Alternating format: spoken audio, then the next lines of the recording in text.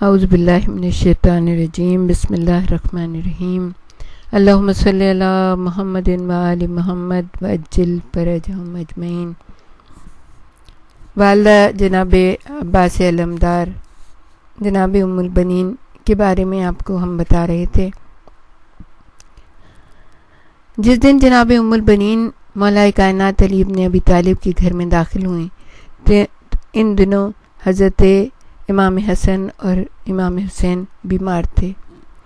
حضرت ابو طالب کی نئی بہو ان دونوں کے پہلو میں اس طرح سے رہیں کہ ان کو یہ معلوم ہی نہ ہونے دیا کہ آپ ان کی دوسری ماں ہیں۔ ایک مہربان ماں کی طرح ان کی دلجوئی اور پرورش میں مصروف رہیں۔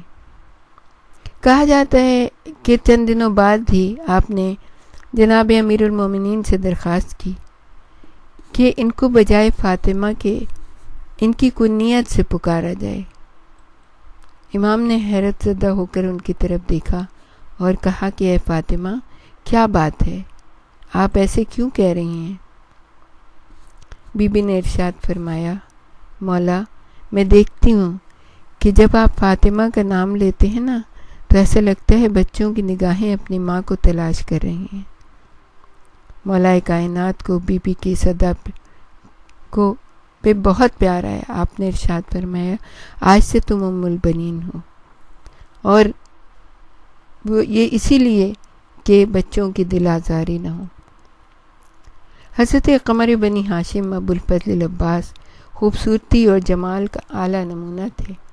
خوبصورت رخسار، پرشکو چہرہ، مناسب قد و قامت، ایسی حالت میں آپ اتنے طاقتور تھے کہ جواں مردی، دلیری اور شجاعت کے جوہر ان کے اندر واضح نظر آتے تھے۔ حضرت ام البنین انہیں دیکھ دیکھ کے جیتی تھیں، کہتی تھیں، بیٹا بس خدا کے حوالے کرتی ہوں۔ ماں کا دل جناب عباس کی محبت میں غرق تھا اور اپنی جان سے زیادہ انہیں عزیز و محترم رکھتی تھیں۔ آپ کی والدہ حاسدوں کی نگاہ سے خوف زدہ تھیں۔ آپ کے ذہن میں یہ خوف تھا کہ اللہ تعالیٰ آپ کو اچانک ہر نقصان سے محفوظ رکھے جس سے آپ کا دل دکھے۔ لہٰذا حضرت ام البنین نے حضرت عباس کو اللہ تعالیٰ کی پناہ میں قرار دیا، اور اس کے بارے میں آپ فرماتی تھیں، میرا بیٹا حاسدوں کے سامنے کھڑا ہے، مسلمان اور منکر، بڑے اور چھوٹے، فرزند اور والد دونوں کو خداوند متعال کے سپرد کرتی ہوں۔ شہید ثانی بہت ہی خوبصورت انداز میں جناب ام البنین کی فضیلت کا اعتراف کرتے ہوئے کہتے ہیں، حضرت ام البنین بہت زیادہ معرفت رکھنے والی، بہت بلند فضیلت رکھنے والی خواتین میں سے تھیں، اور اپنی مثال آپ تھیں۔ محمد و آل محمد کے گھرانے سے آپ کو بے انتہا محبت اور عشق تھا۔ آپ نے اپنے آپ کو خاندان نبوت کے لیے وقف کیا ہوا تھا۔ آل محمد کے گھرانے نے بھی حضرت ام البنین کو اعلیٰ ترین درجہ دیا ہوا تھا، اور آپ کے لیے خاندان نبوت کی طرف سے خاص مقام مقرر تھا۔ عید کے تہوار اور ایسی خوشیوں کے دنوں میں یہ حضرت آپ کے احترام کی خاطر آپ کے پاس آتے تھے اور آپ کی خوشیوں میں شریک ہوتے تھے۔ اب حضرت عباس کی ولادت کا واقعہ تھوڑا سا آپ کے سامنے بیان کرتے ہیں کہ جناب امیر المومنین علیہ السلام کے غلام جناب قمبر کہتے ہیں کہ ہم مسجد نبوی میں بیٹھے ہوئے تھے۔ حضرت علی ہمارے درمیان ایسے لگ رہے تھے جیسے ستاروں میں 14ویں رات کا چاند اپنا نور بکھیر رہا ہوتا ہے۔ آپ ہمیں نصیحت فرما رہے تھے، ہمیں جہنم سے ڈرا رہے تھے اور بہشت کی رغبت دلا رہے تھے۔ اس اثنا میں ایک اعرابی آیا اور اس نے اپنی سواری کو باندھا اور مسجد میں داخل ہو گیا۔ جب اس نے جناب امیر المومنین کو ہمارے درمیان پایا تو سلام کیا، ان کے ہاتھ پاؤں کا بوسہ لیا۔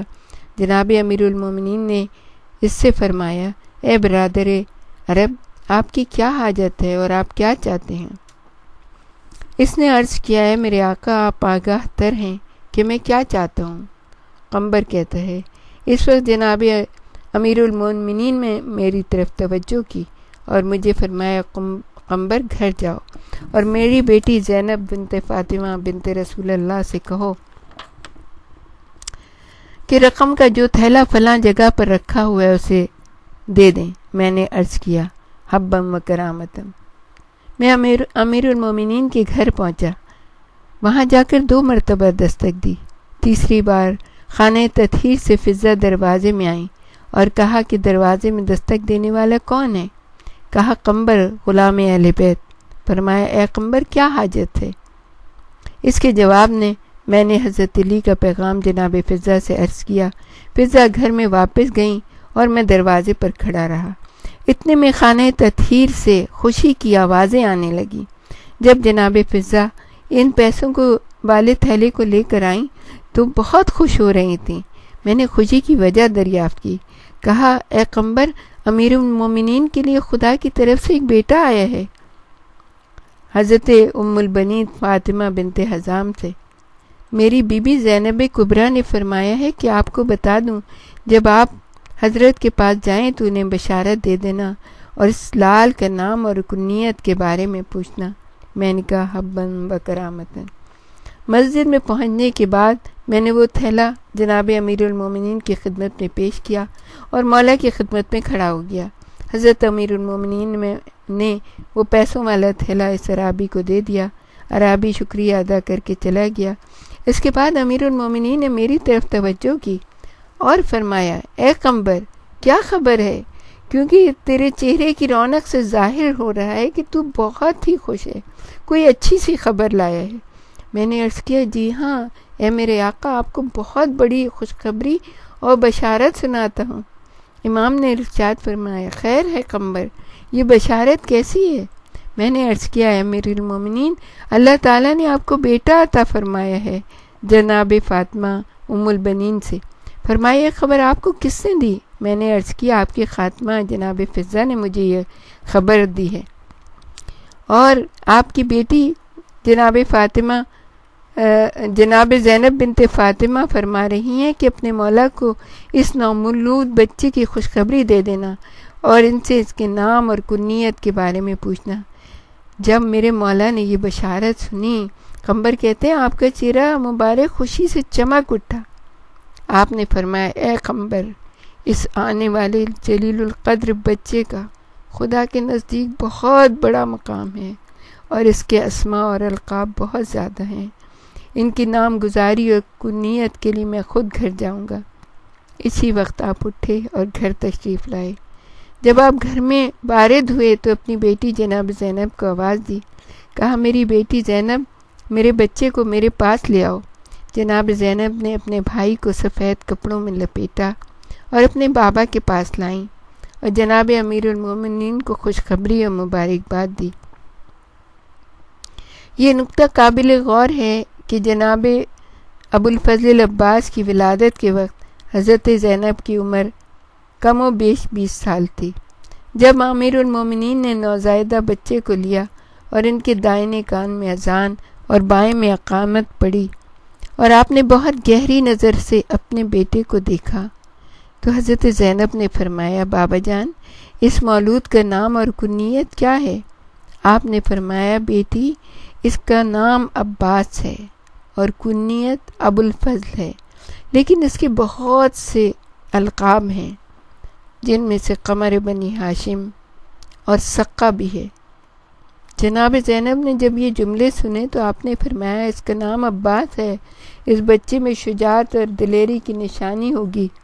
اس کی کنیت ابو الفضل ہے، اس بچے میں شہامت اور برتری ہوگی، لیکن ان کا جو لقب قمر بنی ہاشم ہے تو اس کے جمال میں درخشندگی ہوگی۔ لیکن بابا، ان کا لقب جو سقہ ہے اس کے کیا معنی ہیں؟ کیا میرا بھائی سقہ ہے؟ حضرت امیر المومنین نے فرمایا بیٹی، جس طرح آپ سوچ رہی ہیں ایسا نہیں ہے۔